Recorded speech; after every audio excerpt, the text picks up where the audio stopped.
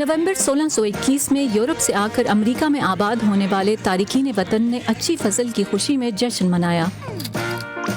اس تقریب میں کھیتی باڑی سکھانے والے آبائی امریکی باشندوں کو بھی مدعو کیا گیا تھا۔ یوں تھینکس گیونگ منانے کا آغاز ہوا۔ شروع میں مختلف امریکی ریاستیں مختلف دنوں میں یہ تہوار مناتی تھیں،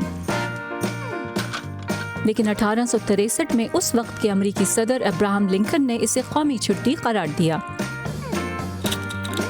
امریکی تہواروں میں تھینکس گیونگ کو خاص اہمیت حاصل ہے، کیونکہ اس میں خاندان اور عزیز و اقارب مل بیٹھ کر کھانے سے لطف اندوز ہوتے ہیں، خاص طور پر اس تہوار کی خاص ڈش ٹرکی سے۔ کھانے پینے کے علاوہ خصوصی پریڈز اور ٹی وی شوز کا اہتمام بھی کیا جاتا ہے۔ کچھ افراد اس دن کو رضاکارانہ سرگرمیوں میں گزارنا پسند کرتے ہیں۔ Happy thanks giving.